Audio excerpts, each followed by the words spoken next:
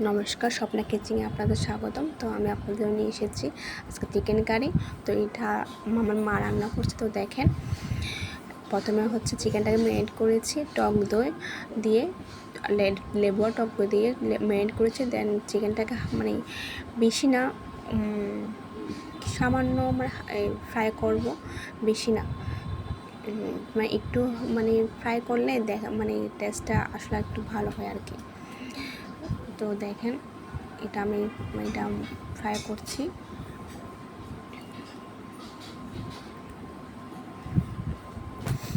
তো ফ্রাই করার পর এটা হচ্ছে কি হয়ে গিয়েছে, দেন হচ্ছে উঠিয়ে নিচ্ছি একটা প্লেটে।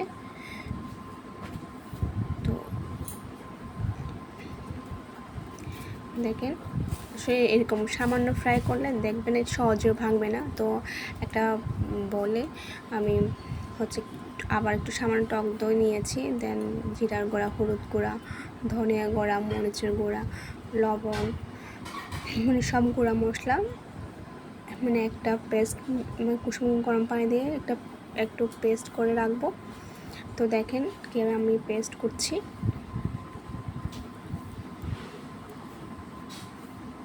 এটা আমার মায়ের স্পেশাল চিকেন কারি। তো খুব টেস্ট হয়ে আসলো চিকেন কারি এটা। তো আপনারা দেখতে থাকেন। এরকম একটু মা মানে একটু পেস্ট করেছে।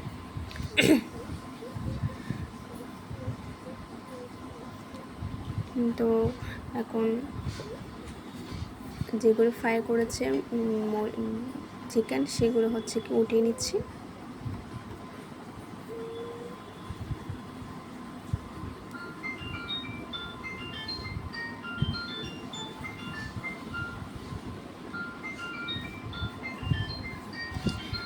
তো উঠে নেওয়ার পর ওই তেলে হচ্ছে কি রান্না হবে স্পেশালি, আসলে কারণ ওই তেলে রান্না করলে ফ্লেভারটাও খুব ভালো হয় আর একটু অপচয় হয় না।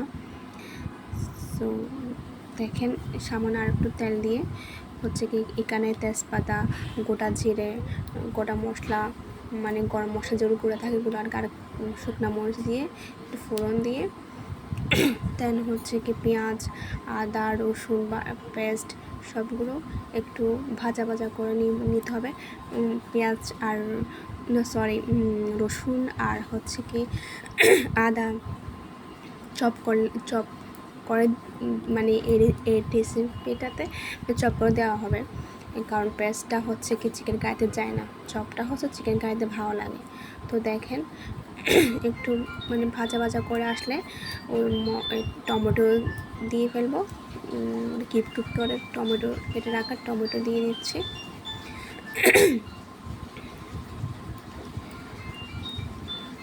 তো এই পেস্ট কতগুলো রেখেছি যে মশলা পেস্ট সেগুলো দিয়ে, আর আমি আমার মা এখানে মানে কিপ করা রাখা আলু দিয়েছে, কারণ আমরা সবাই আলু খুব ফেভারিট, আমাদের বাসায় সবাই আলু খুব পছন্দ করে, সেজন্য কিপ করে রাখা আলুটাও দিয়ে দিচ্ছি। বেশি না, মানে একটা মাঝারি সাইজের একটা দিলে হবে। তো দেখেন, এখন এটা একটু কষানো হবে। তো আসছি কষানোর পর, আপনারা দেখতে থাকুন।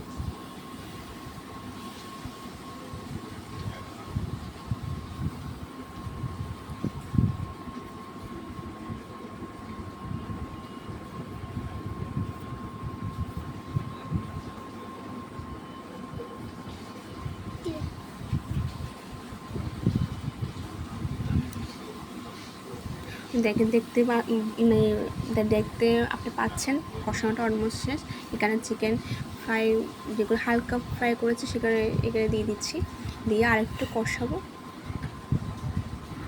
এটা বেসিক্যালি তেমন মানে একটু মাখো মাখো টাইপের হবে এটা, মানে গ্রেভিটা তেমন মানে মিডিয়াম গ্রেভি রাখলে হবে, বেশি না আবার বেশি কমও না, কারণ কারিতে হচ্ছে কি মিডিয়াম গ্রেভি রাখলে সেটাতে রান্না অলমোস্ট শেষ। আমরা ধনিয়া পাতা দিয়ে রান্না করছি। সবাই ভালো থাকবেন। Thank you.